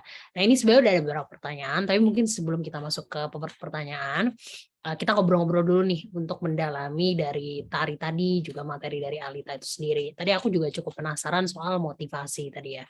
Mungkin ini perspektifnya bisa dari dua ya, bisa dari Alita juga, bisa dari Tari juga. Terkait motivasi nih, sebenarnya kan itu hal yang terjadi ya, kita nggak selamanya bahagia terus di satu perusahaan tertentu, pasti ada naik turunnya gitu ya dalam hal tersebut. Terus kalau misalnya nih kita kesulitan untuk mencari diri kita seperti apa untuk memotivasi diri kita sendiri di dalam pekerjaan, karena kan peran kita tuh kadang kompleks ya, kita nggak hanya berperan sebagai karyawan, tapi kita bisa berperan sebagai ibu, sebagai istri, misalnya atau sebagai anak, sebagai apapun bentuknya yang membuat diri kita tuh semakin kompleks gitu ya. Mungkin bisa dicari apa nih, kira-kira apakah kita harus mencari bantuan profesional atau mungkin dari perusahaan menyiapkan tes minat bakat atau apa bentuknya yang mungkin bisa menemukan diri kita lah atau menemukan motivasi kita ini. Mungkin dari perspektif yang berbeda bisa dijelasin nih dari pengalamannya Alita maupun juga Tari. Boleh dari Tari dulu? Oke, kalau aku mungkin ini lebih ke cerita tentang diriku sendiri kali ya teman-teman. Jadi tadi kan Afi sempat bilang gitu, oke, aku tuh udah ngambil sertifikasi. Kenapa sih aku ngambil sertifikasi gitu? Reason kenapa aku ngambil sertifikasi adalah untuk aku mendapatkan motivasi gitu. Kenapa sih? Karena biasanya ketika kita udah nyaman di suatu tempat gitu, itu tuh zona nyaman kita gitu. Jadi ya udah yang kita lihat akan itu terus gitu. Aku mencoba cari motivasi di dalam, tapi biasanya ketika kita udah nyaman, kita nggak akan menemukan si motivasi itu gitu. Akhirnya gimana sih caranya? Oke, akhirnya caranya kita cari motivasi di luar. Kayak misalkan sekarang banyak banget nih dengan gabung di sharing session gaji kita kan sebenarnya salah satu bentuk motivasi kan. Kayak sebenarnya kita, oh ternyata gue salah loh. Gue ternyata baru segini aja nih, banyak loh orang-orang yang lain. Gitu. Dan mungkin jadi teman-teman kalau misalkan udah mulai bingung mencari motivasi dari dalam, terus mungkin dari ada beberapa company yang support banget gitu dengan anaknya di trainingin atau disuruh ikut sharing session apa gitu, tapi untuk mungkin ada beberapa company yang memang belum ada ke sana, nah mungkin teman-teman bisa tuh memberanikan diri untuk ikut kelas-kelas atau ngambil sertifikasi supaya teman-teman bisa ngeliat nih dari helikopter view company yang lain gitu. Oke, mungkin langsung disambung, Kalita.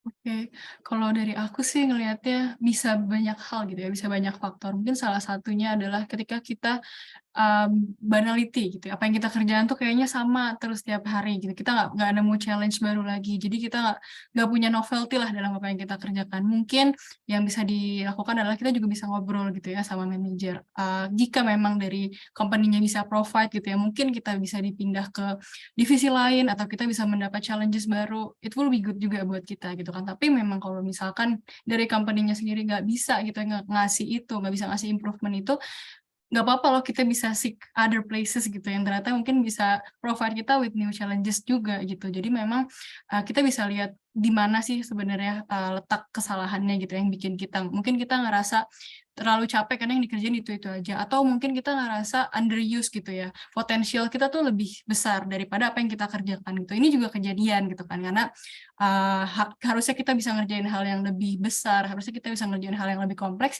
tapi kita dikasih pekerjaan yang lebih rendah gitu ya, lebih clerical gitu misalkan. Jadinya kita nggak bisa pakai semua potensi diri kita. Jadinya motivasinya tuh juga menurun gitu untuk kerja karena ya udahlah, toh 2 menit juga selesai, sehari juga selesai gitu. Jadi kita setiap hari tuh nggak ada dorongan gitu buat ngerjain hal itu gitu. Mungkin bisa juga karena hal itu. Dan kalau emang masalahnya juga itu ya bisa diomongin juga gitu. Butuh tantangan baru, butuh apakah mungkin memang sudah saatnya saya bisa naik ke jenjang yang lebih tinggi gitu. Jadi memang hal seperti itu tuh memang butuh dari diri kita juga gitu ya untuk sadar, untuk reflecting, karena memang low motivation dalam pekerjaan itu pasti ada penyebabnya kan gitu. Jadi dari kita juga harus aware gitu, apa sih yang bikin kita nggak termotivasi gitu.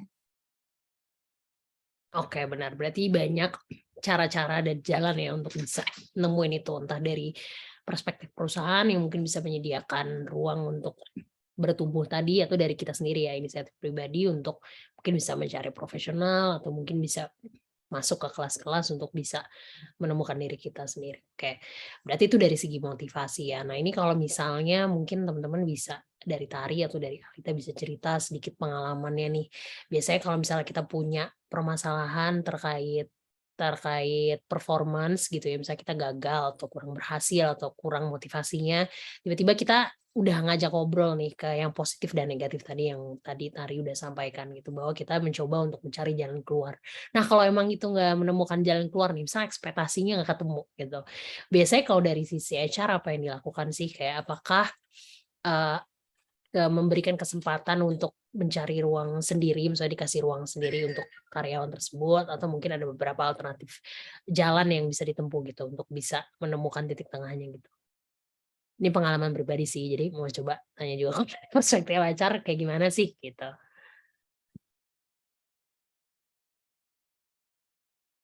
Dari aku dulu kali ya.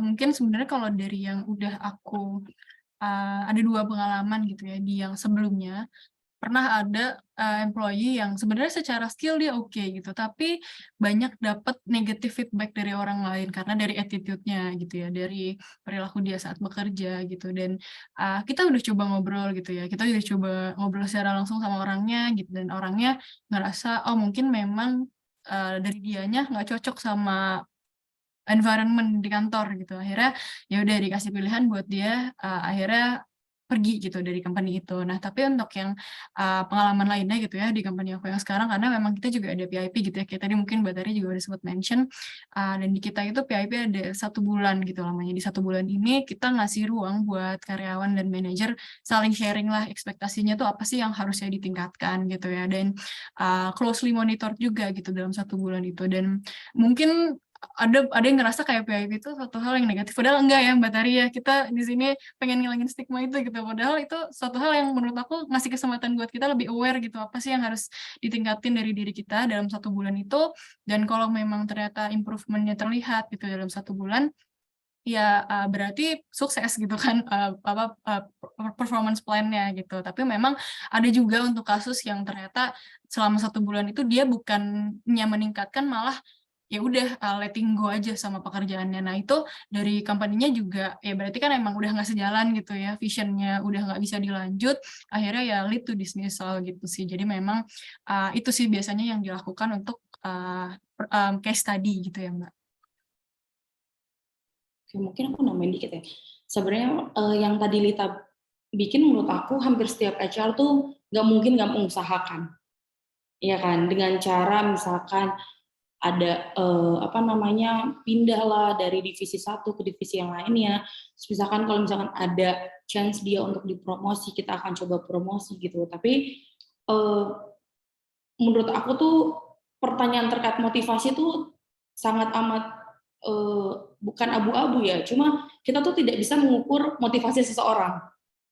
Itu salah satu hal yang sebenarnya paling susah gitu, karena setiap orang tuh punya caranya dia untuk memotivasi gitu. Tapi kalau yang tadi Lita bilang, kita udah pakai PIP, kita udah membantu melakukan kita minta manajernya untuk bantu.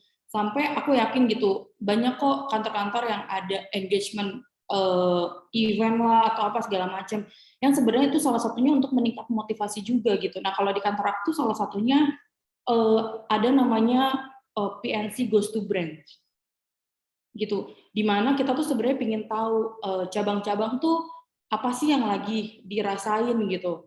Apakah pasti setiap cabang beda-beda ya, setiap pulau pun juga pasti berbeda, ada yang perform ada yang enggak gitu.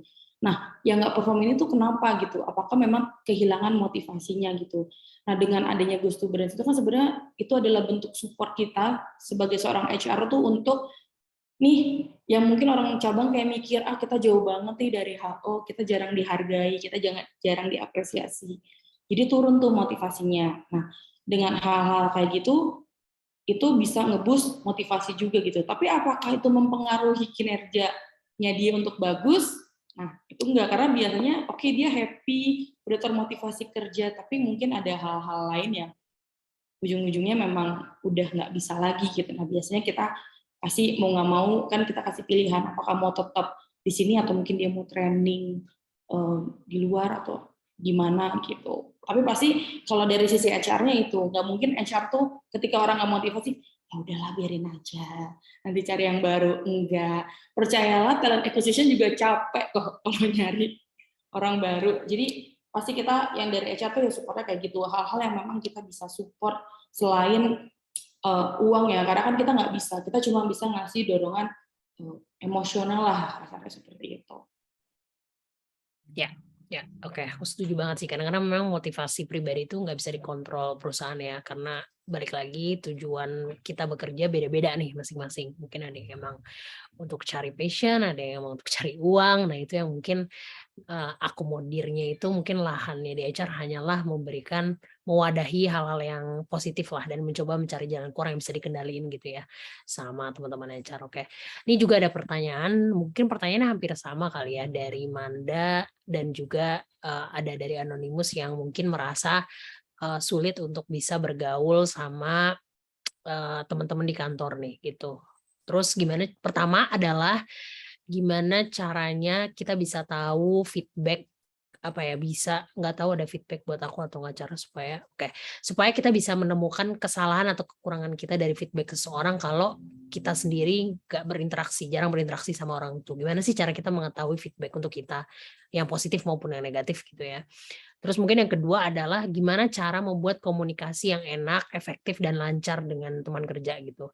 Apakah ini komunikasi yang kurang dalam tanda kutip bisa mempengaruhi performa kerjanya Manda nih dalam konteks ini? Mungkin itu ya, 2 pertanyaan itu. Mungkin dari Tari bisa. Oke, kalau aku lihat pertanyaannya lebih ke sisi engagement ya. Oke, jadi kalau misalkan kita ngomongin komunikasi tuh nggak bisa dipungkiri, culture dari company tersebut tuh benar-benar mempengaruhi cara kita berinteraksi gitu. Apakah semua orang tuh mau cerita tuh gampang? Jawabannya enggak. Tapi mau nggak mau kan kita harus nggak boleh jadi diri kita sendiri ya gitu. Mungkin ada orang yang introvert gitu kayak Lita, ya percayalah misalnya aku pun itu juga introvert gitu. Cuma karena lingkungannya membuat aku jadi harus sering ngomong, terus aku juga yang nggak mau sendirian di kantor gitu kan nggak enak, kita nggak punya teman kan. Cobalah kita lihat nih hobinya apa nih kantor nih, misalkan hobinya main games, coba cari hal-hal yang bisa kita lakukan bersama, main games bareng atau misalkan kayak JB-JB lah tiba-tiba lagi di kantin di pantry gitu ngobrol apa segala macam gitu. Itu coba mulai dilakukan karena kalau misalkan dari kita nih udah bikin environment dan culture-nya udah sering banyak aktivitas bareng gitu. Tapi dari kaliannya tuh juga menolak nih untuk ikut itu gitu. Itu akan susah juga. Jadi coba untuk belajar ngomong, belajar untuk nanya, boleh dong minta feedback. Itu susah banget. Susahnya tuh dua, susah ngomong sama gengsi. Nah, ya kan. Nah, biasanya kalau kita udah di lingkungan yang ramai terus tiba-tiba kita diam, coba dikesampingkan dulu gengsinya. Kalau emang kalian masih pingin ada di company itu, tanya, Bu, ada feedback nggak sih buat aku? Bu, ngobrol dong, aku ngerasa stuck nih gitu. Menurut aku, dengan kita jujur dengan apa yang kita rasakan bukan berarti kita lemah. Justru kita hebat. Kenapa? Karena kita tahu diri kita sendiri. Oh, aku lagi nggak baik-baik aja nih. Aku butuh teman cerita.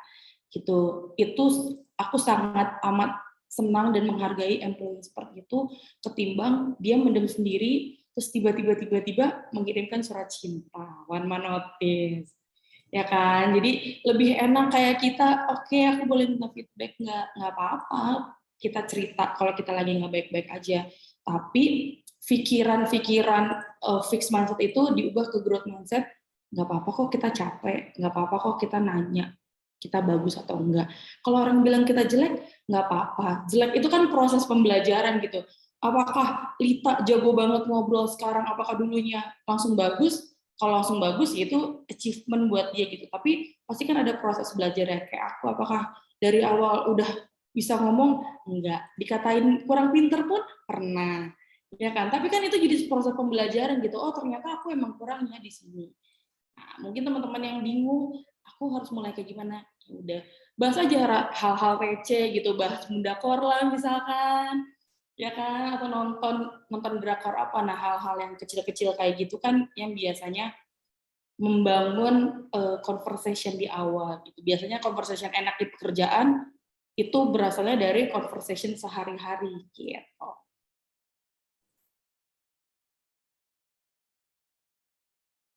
Boleh Lita kalau mau ditambahkan?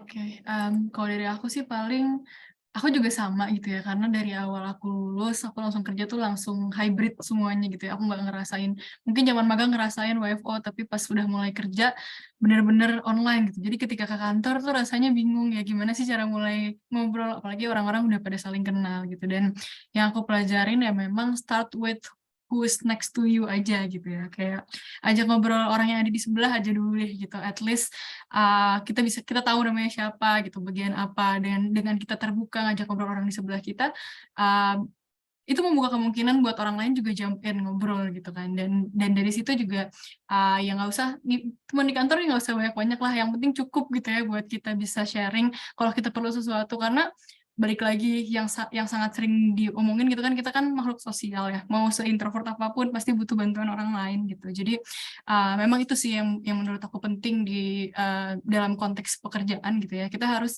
nggak perlu akrab-akrab banget, tapi at least we know orang yang akan kita perlu gitu ke depannya gitu. Karena kita pasti nggak bisa ngerjain semua itu sendiri gitu. Dan kalau untuk feedback mungkin akan rasanya sulit gitu ya, mungkin kalau di company yang memang nggak encouraging feedback untuk semuanya. Tapi karena kalau yang aku pelajarin dari Pinhome sendiri, kita pakai 360 gitu ya, it's very open gitu ya untuk kita bisa sharing feedback ke masing-masing. Mungkin bisa start dari orang yang emang tektokan setiap hari aja gitu, misalkan sesama tim HR gitu. Langsung tanya aja kira-kira yang kurang apa ya dari kerjaan ini. Dan yang satu lagi yang perlu diingat, nggak perlu baper juga sih, karena ya mungkin wajar ya kita ngerasa down gitu ketika kita baca negatif feedback. Tapi kita juga harus ingat kalau kita punya positif feedback juga on top of the negative gitu. Jadi ketika kita dapat negatif feedback, kita nggak perlu apa ya namanya spiraling gitu ya dari feedback negatif itu, karena di balik itu kita juga pasti punya positifnya juga gitu. Jadi memang nggak perlu terlalu tarut gitu ya ketika kita baca negatif feedback. Cukup ya kita ambil aja apa yang bisa kita pelajarin, dan nggak usah ini juga nggak usah jadinya nyerang orang yang ngasih feedback juga gitu, karena itu kan yang mereka rasakan gitu ya, opini mereka, faktanya kan yang tahu kita gitu. Jadi ya ketika kita udah dapat feedback ya kita ambil yang bisa kita pelajarin gitu kalau dari aku. Oke, berarti kita harus mulai untuk pertama dari sisi perspektif perusahaan harus menyiapkan ruang engagement tadi ya, entah itu games atau antara lintas departemen ataupun departemen itu sendiri gitu ya. Nanti itu bisa memulai percakapan, kemudian next-nya baru ketika udah mulai basa-basi, udah bisa engage, mungkin untuk menemukan feedback bisa lebih mudah. Tapi bisa dicoba juga untuk kebalik tuh flow-nya, yang untuk feedback kita bisa cari orang yang terdekat dulu, at least yang satu tim yang kira-kira bisa yang lebih banyak berinteraksi sama kita kayak gitu ya. Oke, kalau dari teman-teman sendiri nih, biasanya kendala apa sih dari perspektif HR dalam, menyampaikan atau menginformasikan terkait performa kerja karyawan? Biasanya atau dalam menyampaikan feedback. Kadang-kadang kan teman HR itu juga berperan sebagai penyampai feedback ya. Bisa jadi ada feedback dari orang lain, kadang-kadang bukan gosip ya, mungkin kumpulan gosip gitu ya, yang jadi satu informasi gitu yang mungkin selanjutnya akan ditindaklanjuti gitu atau dicari tahu lah kira-kira sebenarnya apa sih yang terjadi. Nah itu sebenarnya kalau dari perspektif teman-teman sendiri mungkin sebagai karyawan gitu ya, kita juga pengen tahu nih kalau dari HR sendiri menanggapi proses tersebut seperti apa sih? Apakah benar-benar sifatnya transparan benar-benar orang-orang tersebut bisa tahu progres permasalahannya udah sampai mana, atau memang sifatnya sangat tertutup misalnya. Kalau memang isunya sangat sensitif ya berarti nggak bisa dibuka secara terbuka lah sampai memang menemukan penyelesaian. Kira-kira kalau dalam ngomongin performa seperti apa sih? Karena kan permasalahan-permasalahan yang muncul atau feedback itu kan berpengaruh dari performa juga, bukan yang kadang-kadang bukan yang ujuk-ujuk kita sebel sama orang terus kita curhat sama HR kan gitu. Tapi itu basic, berarti dia udah mengganggu performa kerja tim atau sesama peer lah gitu. Itu kayak gimana sih kalau dari teman-teman sendiri? Mungkin eee, dari Lita ya, Kak? Boleh. Mungkin aku ambil contoh dari Pinhome gitu ya, karena kalau kita feedback itu sangat terbuka, jadi kita minta karyawan mereka propose gitu ya nama-nama yang mau dijadikan reviewer untuk mereka gitu, dan kita juga minta ini dulu ke manajernya apakah approve gitu ya nama-nama ini, dan setelah feedbacknya masuk kita akan kirim summary dari feedbacknya, tapi memang nggak down to the names gitu ya, jadi memang udah summary feedbacknya aja gitu. Jadi memang kita transparan tapi juga masih confidential gitu. Kita masih anonim gitu untuk feedback yang disampaikannya gitu. Tapi memang ada gitu beberapa yang kadang ngerasa nggak terima gitu sama feedback yang diterima. Sampai akhirnya ngajak ngobrol HR, pengen tahu lebih lanjut siapa. Tapi emang sampai akhirnya kita nggak akan ngasih tahu gitu ya siapa yang ngasih, karena itu kan udah personal jadinya ya. Dan kita di sini pengennya objektif aja ke performanya. Kalau memang in the end kamu nggak ngerasa ngelakuin hal itu, ya ya udah, maksudnya take it as a feedback yang kamu bisa improve aja ke depannya gitu. Tapi memang kalau di kita sistemnya sih kayak gitu. Jadi kita terbuka gitu ya untuk diskusi hasil feedback dan lain sebagainya, tapi memang kita masih menutupi identitas gitu. Karena kita juga nggak mau akhirnya jadi nyerang individu, atau mungkin di cycle berikutnya orang ini nanti ngasih nilai jelek ke orang itu kan juga nggak mau gitu ya. Jadi gitu sih kalau di Pinhome sistemnya seperti itu. Mungkin Bateri boleh nambahin juga. Mungkin kalau misalkan di Karsam saat ini kita tuh belum menggunakan 360 yang sampai kayak gitu. Cuma aku akan lebih ngebahas tentang pembahasan performance secara individual gitu. Jadi ketika manajernya itu melihat anaknya tidak perform, itu biasanya kan pasti langsung masuk tuh ke HR. Nah dari HR tuh, dari HRBP kita tuh dibantu. Nggak performnya kenapa sih Pak? Dicari dulu runtutannya gitu. Karena terkadang ketika anak nggak perform itu, kalau manajernya juga nggak tahu banget anaknya, itu kan takutnya jadi nggak objektif ya. Gitu. Jadi kita tuh lihat dulu, kita ngasih tahu ke HRBP-nya, anaknya kenapa Pak? Emang performanya seperti apa? Dari situ baru biasanya akan di one-on-one-in, dikasih tahu. kamu nggak perform loh, kamu punya kesalahan A, B, C, D, E, itu dikasih tahu gitu. Nah, biasanya sebelum kita menerapkan PIP itu biasanya ada warning letter. Nah, sebelum masuk ke warning letter tuh biasanya kita ngasih warning cuma lebih ke verbal. On dulu, terus kita kasih tahu kira-kira pas kita kasih waktu ada perubahan atau enggak. Kalau tidak ada perubahan, biasanya langsung kita kasih untuk si warning letter itu gitu. Tujuannya supaya apa sih? Supaya itu kesepakatan di awal gitu. Jadi kita transparansi, kita nggak mau ketika dia nggak perform, kucuk-kucuk, kamu nggak perform ya. Banyak hal yang membuat target kamu jadi nggak oke, mempengaruhi perusahaan gitu. Terus langsung kita SP. Nah itu kita nggak kayak gitu. Jadi kita ngomong dulu, kita ajak orang dulu, kita cari tahu reason kenapa dia nggak achieve-nya. Terkadang kan masalah pribadi itu suka impact ke masalah kerjaan ya. Gitu. Jadi kita membiasakan ketika anak itu nggak perform, kita ngobrol dulu, kita cari tahu kenapa, baru akhirnya kita bikin kesepakatan gitu. Jadi sifatnya fair aja gitu, supaya di kitanya juga enak, di karyawannya juga enak. Gitu. Walaupun kadang-kadang orang yang tidak terbiasa dengan itu menganggap, ih kok kayaknya cepet banget sih tiba-tiba di warning gitu, kok nggak dikasih kesempatan sih gitu. Tujuannya adalah ketika kita terlalu memberikan banyak waktu untuk dia berubah tanpa adanya planning gitu, itu kan pasti akan lama juga nih impact yang dia berikan untuk company. Sedangkan kita nggak bisa loh company yang ngikutin karyawan. Ya kan, mau nggak mau ya karyawan yang harus ikutin company-nya lari, karyawan juga harus lari. Gitu. Jadi sebisa mungkin ketika dia nggak perform, ya kita kasih taunya juga setransparansi mungkin. Itu supaya fair. Karena kan biasanya menurut aku anak zaman sekarang itu harus clear dalam segala hal gitu. Betul kan? Seiring berjalan waktu, kalau zaman dulu mah kalau nggak perform langsung dikasih warning, ya dia terima-terima aja. Tapi kalau dengan pendekatan yang sekarang, ya kita harus transparansi. Kalau jelek, bilang jelek. Mungkin ada beberapa yang sakit hati gitu, tapi aku melihat anak zaman sekarang tuh dia tuh lebih bisa menerima feedback dan clarity yang jelas gitu. Justru kalau company yang nggak clear, malah mereka nggak suka gitu. Jadi serba salah kan. Jadi sebisa mungkin kita melakukan setransparansi mungkin, dan itu juga yang dilakukan sama CEO aku gitu. Ketika kita ada perubahan bisnis kan ada beberapa company yang kayak ntar dulu deh, tunggu sampai ketok palu dulu baru kita umumin. Tapi enggak, CEO aku tuh yang kayak oke, setiap perubahan, setiap progres harus kita kasih gitu. Jadi memang dari CEO akunya, dari head akunya juga membiasakan untuk transparansi aja. Ya lu jelek, kita warning, walaupun verbally, kalau lu masih jelek juga, ya udah deal ya, kita kasih warning letter ya. Kayak gitu. Mungkin kalau di sini teman-temannya ada yang HR, mungkin tuh juga bisa jadi salah satu ideation-nya gimana ya caranya supaya kita fair gitu. Jadi tidak memberatkan ke employee juga, tapi tidak memberatkan juga ke kita. Gitu. Oke, benar banget tuh ya. Berarti yang terpenting tuh clarity tadi ya. Jadi anak-anak zaman sekarang termasuk saya, salah satu kayaknya cukup demanding untuk bisa punya clarity ya dalam pekerjaan, entah itu objektif atau jadi perubahan itu harusnya nggak masalah, tapi yang jelas ada clarity. Nah itu memang penting sih. Terus hobinya mempertanyakan sesuatu ya. Kalau misalnya ada sesuatu ada sesuatu perubahan atau mungkin peraturan atau apa bentuknya yang mungkin kurang fair, biasanya bisa dipertanyakan kembali gitu ya. Jadi memang fungsinya harus clear dan juga transparan tadi yang penting sih. Jadi berubahnya nggak apa-apa, tapi yang penting transparan kayak gitu.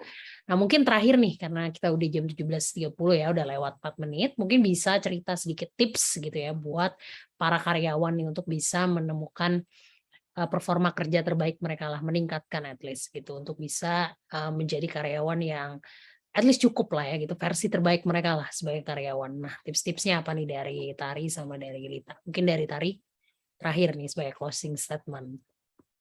Monggo. Nanti Lita juga ngomong. Kalau dari aku, ini kalimat yang selalu dipakai kalau company ada OKR. Shooting the star. Oke, shooting the star boleh.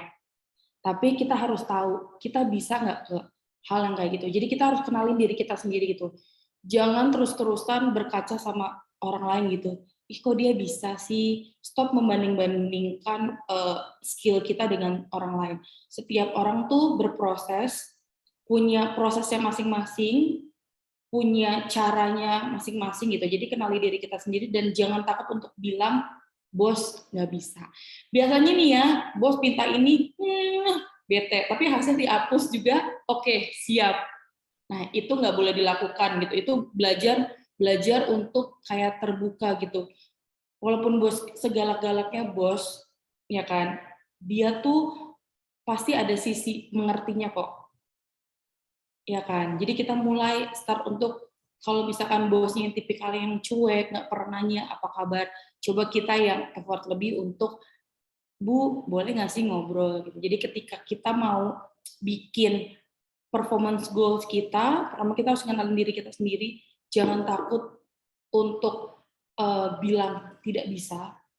Tidak bisa tuh bukan berarti tidak mengerjakan ya. Tidak bisa dengan cara lain, menggunakan cara yang lain. Gitu. Dan yang terakhir harus ekspektasinya tidak boleh ketinggian. Makanya kalau dari sini harusnya yang paling bisa diambil SMART ya. Mungkin yang nggak pernah dengar SMART itu menurut aku adalah cara mudah kalian untuk menjaga performance kalian gitu, kinerja kalian. Karena kalian tahu timingnya kapan, achievable-nya atau enggak, terus skill-nya sesuai atau enggak gitu. Jadi walaupun setiap company ada yang pakai KPI, mungkin ada yang pakai OKR, atau mungkin ada yang pakai yang lainnya gitu ya, itu tetap coba kita pakai SMART untuk strategi gitu.